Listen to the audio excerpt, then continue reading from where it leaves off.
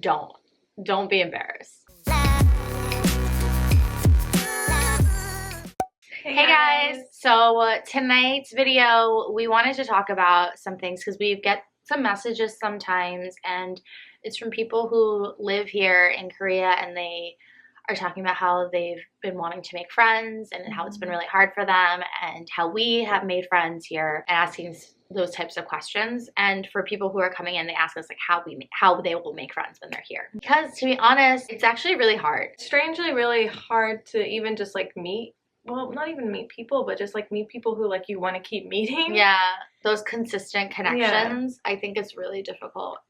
Like, I'm gonna be real, like, we don't have that many friends who are like our friends. Yeah. We have a lot of acquaintances and people we see, you know, out and about, but there's not that many people I'm like consistently texting and messaging, just because I think especially in a foreign country, there's like added hurdles, especially trying to meet native Koreans. And, you know, we both do speak Korean to a certain extent, but we're by no means fluent.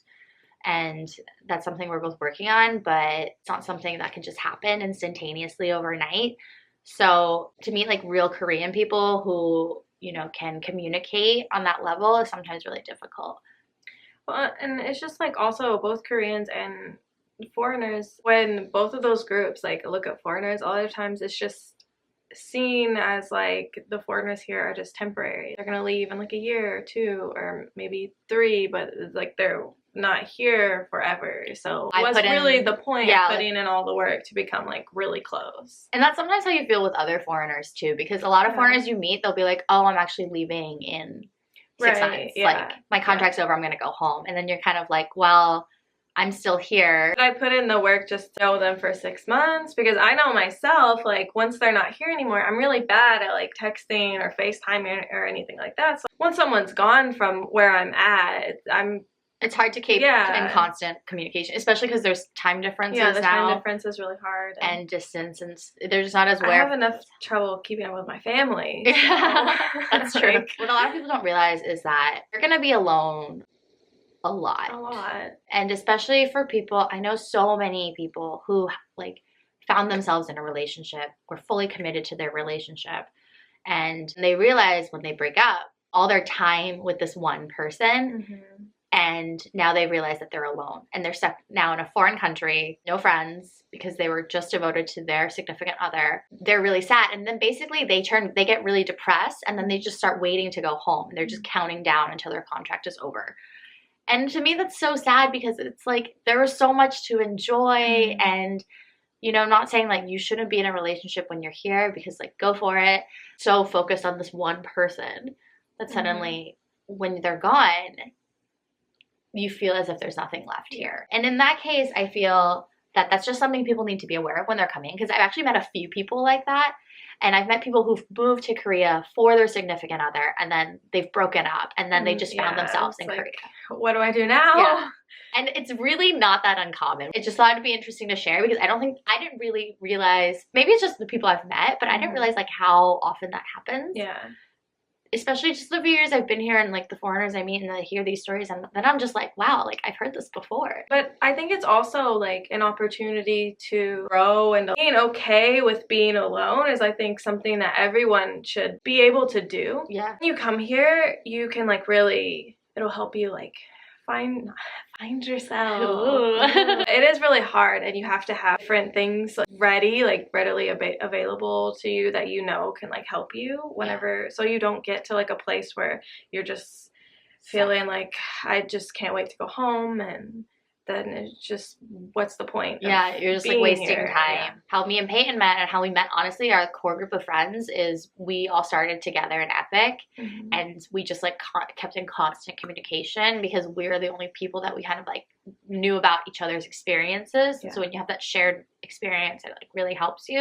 And I know a lot of people who work in Hagwons, it's kind of the same thing where you're bonded through your job. You know, that's kind of a place to start. If you unfortunately work maybe at a Hagwon where you don't get along with your coworkers, in that case, you're gonna really need to put yourself out there and, you know, join clubs, join activities, go volunteer. Volunteering is a great way to meet people. I know there's volunteers for orphanages. You can go to animal shelters. You can even go to like group meetups, like language exchange, but like, you know, but like some people might find friends there, like at language exchange. So or just go out. It's like Facebook groups. There are Facebook groups. I've seen plenty of people, especially only if you're a woman. If you're a man, sorry, you can't join this group, but it's called Expat Women in Korea, and you can join that group. And I've seen plenty of people on there, like, be like, hey, anyone want to go out? Anyone want to do this? I have no friends. The people are me. No, like, and it's normal. Totally fine. Honestly, I've seen so many people are in that situation. So, and then people will be like, yeah, like, I'll go to that cafe with you. I have nothing else going on. So. Yeah.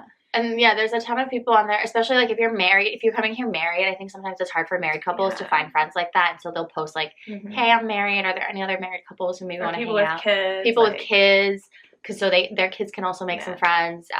You know, so there are so many options, and I just want people to be aware that there are options, because again, we've seen so many people that we know just get so sad at themselves, and then they get kind of get a little angry at Korea. I just feel like there's so many instances where that could have been avoided. Just wasting a year that could have been like, you could have like had all these experiences and like done all these things, and then you just didn't because you were sad. It's sad.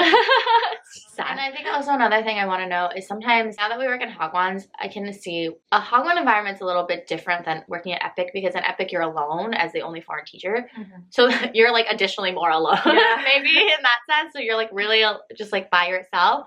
But when you're in a Hagwon, sometimes I think because Hagwon environments can sometimes be a little bit intense, and I see a lot of foreigners kind of like collectively get really negative together, and that brings down everyone.